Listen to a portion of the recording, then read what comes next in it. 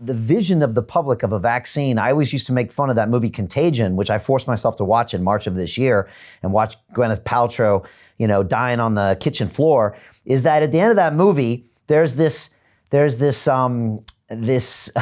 really beautiful saline nasal spray that once you put it in your nose, everything is okay. Oh, you're fine. It has a seemingly 100% effective rate with no side effects, and it moves on. Right. So even a movie that was praised for its accuracy, that one, it really duped us. And so in our mind, it literally is a vaccine is a panacea.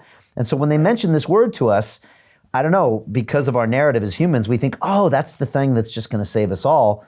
And no one thinks anything about what you've just said. Where there could be all the variations, where it not be effective, where it might have side effects. And therein lies one of the problems in the narrative, or one of the benefits in their narrative.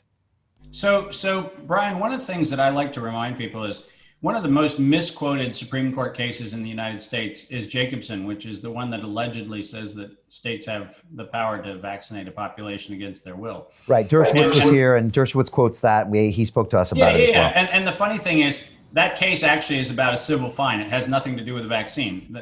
Jacobson didn't want to pay the $5 fine.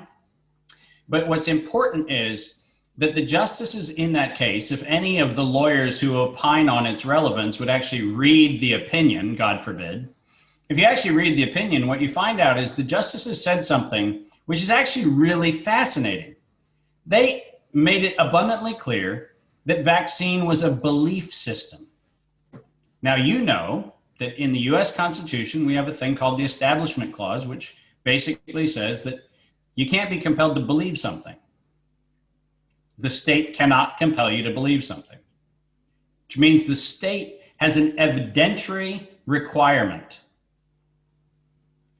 I don't understand why constitutional lawyers don't take up the vaccine issue, not as a matter of science, because it isn't a matter of science, it's a matter of belief. And we have decided that we have, to your point, we have this panacea, we have the savior, which is this wonderful thing that we're going to get injected with. And suddenly we're going to have no SARS coronavirus problem, just like suddenly we'll have no influenza or no polio or, oh, hold on a second, we are having all those things. But we are told this belief mechanism. And here's the problem. The problem is I'm not anti the principle of vaccination. To your point, it's very interesting and very compelling engineering science.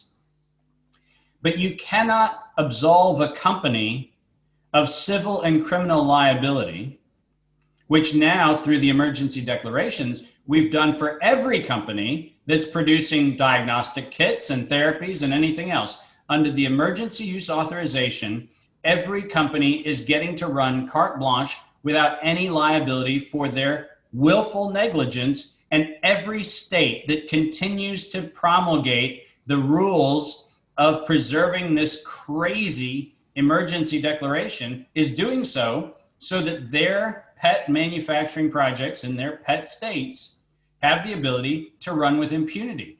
The fact is that what we should be doing is we should be saying, put your money where your mouth is.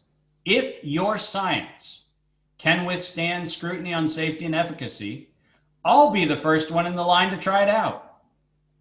But I will, if you also give me treble damages for your willful and negligent misuse of science. That's my deal. My deal is I'm at the front of the line.